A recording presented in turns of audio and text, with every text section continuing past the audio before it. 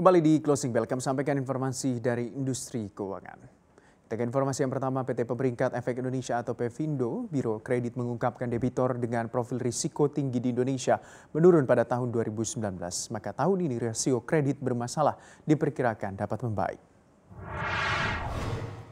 Direktur Utama Pevindo Biro Kredit Yohanes Arts Abimanyu mengatakan bahwa kondisi tersebut menunjukkan jika kepatuhan dan juga kedisiplinan masyarakat membayar tagihan membaik. Indikasinya yakni terjadi pergeseran dari kelompok D atau risiko tinggi dan juga kategori E risiko sangat tinggi ke kelompok A atau risiko sangat rendah, B risiko rendah, serta C risiko berarti risiko medium. Debitur dalam kategori D dan E menurun jadi 41,34% pada tahun 2019, turunnya dari tahun sebelumnya sebesar 42%. Maka Pevindo memprediksi rasio kredit bermasalah atau non-performing loan tahun ini dapat membaik dibandingkan tahun lalu.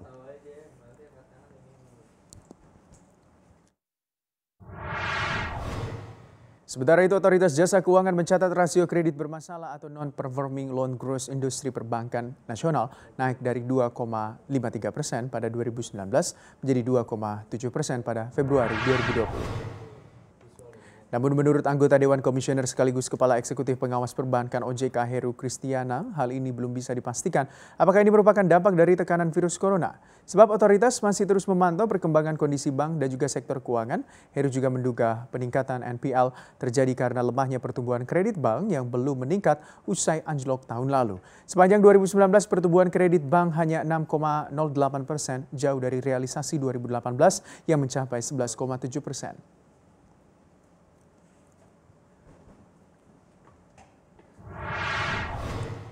Otoritas Jasa Keuangan memproyeksikan pertumbuhan industri pembiayaan atau multi-finance bank bakal lesu tentunya di tengah ekonomi global yang tertekan oleh penyebaran virus corona. OJK juga bahkan menyebutkan tahun ini ada 30 hingga 35 multi-finance kondisinya kembang kempis.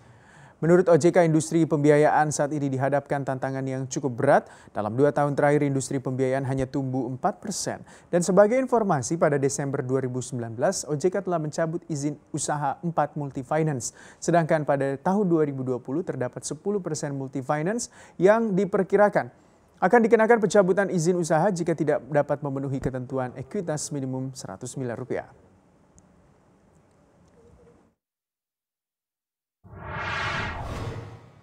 Selanjutnya kembali ke Maria Katarina. Kita akan lihat terlebih dahulu beberapa poin yang akan kita ulas di segmen ini. Di antaranya adalah tren kepatuhan kredit pada tahun 2020, dampak penurunan debitor berisiko tinggi, kemudian juga tren kepatuhan debitor dan juga uji efek relaksasi kolektabilitas dari Otoritas Jasa Keuangan.